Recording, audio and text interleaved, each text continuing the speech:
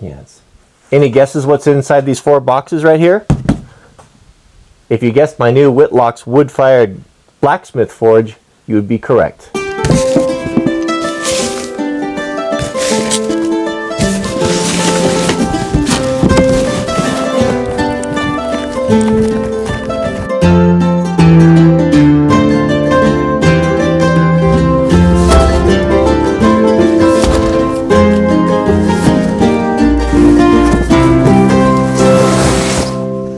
I know what you're saying, and I completely agree. YouTube does not need another unboxing video. However, this one's different. I'm pretty sure that I'm the first one to do this. If I'm not, well, you get to watch 2. So, what do we have here? We got 4 boxes for the Whitlock forge. These are the fire bricks. These are, looks like they ship these in a priority box here. So how many we got? We got 3. Looks like we got 5 fire bricks. Second box here, I'm assuming we're going to have the same thing. It's heavy, feels like the same. Yep, we got more fire bricks here. There's nothing else in there. This one here, ooh, we got the Zomax blower, a hand crank blower. That's kind of nice. I like this one because it's got that differential there that turns at a different angle. Mine's direct drive. This one's got a kind of a gear reduction in it. So let's take a look at that. When I was talking to the Whitlocks folks, they said this is the best blower that they could find. It's made overseas, and you can look at the quality. I mean, it's not super nice, but it's not bad either. It's the only game in town. There is no other option. I mean, there is not that I know of, or anyone else that I've spoken with knows of, an American option. You know, his classic India stuff, you know, just little China stuff there, kind of attention to details lacking. Will that affect the performance of it? I don't think so. I mean, not everybody, if you're going to sell forges, you can't restore used ones for everyone. I mean, you need a reliable source, so that's what there is. So let's go over here. Let's pull a big box over here. All right, so this is heavy, over 70 pounds here. Nicely packaged. I just opened up the top. I haven't been inside to look at it. So we've got some steel there.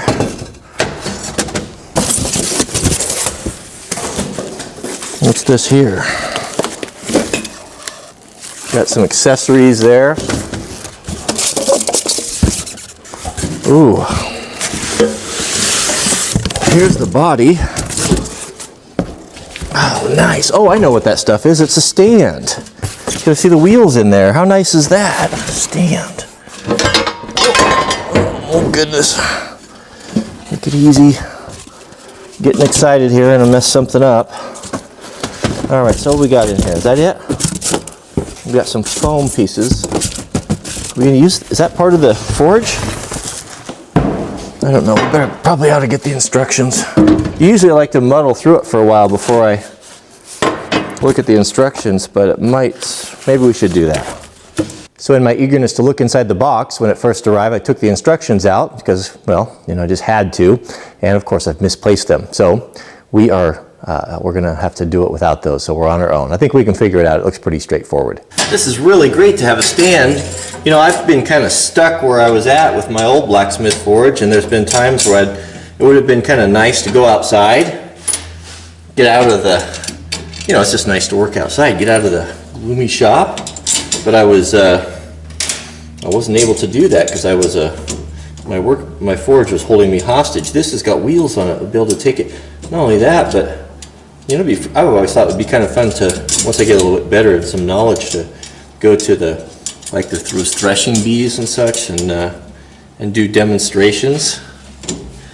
The funny thing, when you go to those, the most popular booth There's always the blacksmith guy on those fairs, or you know, like that steam up we went to. It's always a crowd around the blacksmith. So I think we can put the wheels on now. We'll see any runs.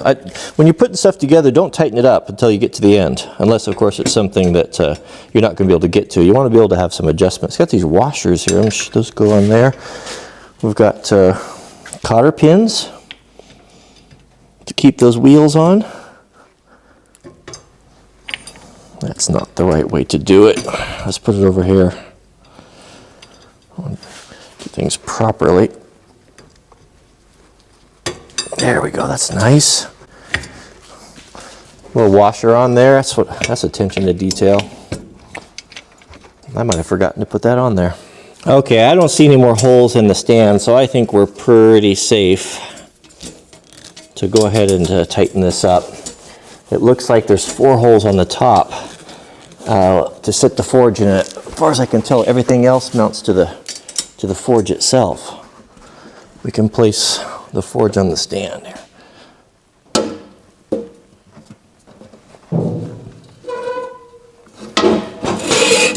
I think I've done something wrong.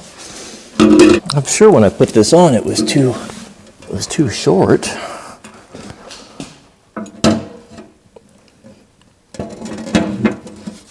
What am I missing here? The holes line up, but I'm 2 inches short there. What am I missing here? So the stand seems to be 2 inches longer than the forge. I might be missing something here.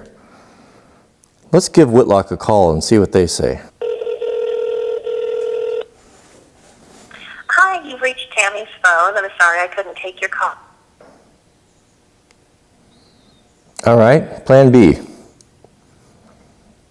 We'll go to the website.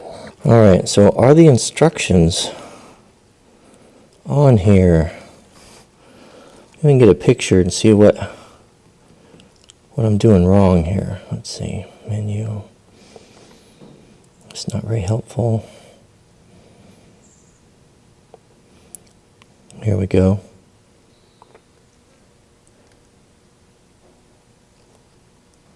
Let's get a bigger picture. My horrible internet. Good grief. 1 bar. When I'm in my shop, I'm basically in a Faraday cage.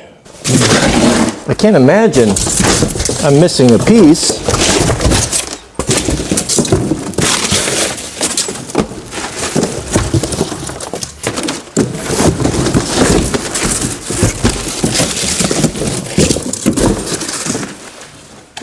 Man, I've just exhausted every conceivable option here, but I think the simple fact is these lower supports are they're too long. They're just 2 inches too long. So let's cut them down and re-drill them. So I called the Whitlock folks to see if I was missing something, but I just got the voicemail, so I'm sure that they would send replacements. There's no need to bother them with that when I can simply correct this myself. So let's not get bogged down with those right now. It's not critical to our mission. So I'll just mount these stands directly here. Oh, that must be Mrs. Wranglerstar. Oh, it's not.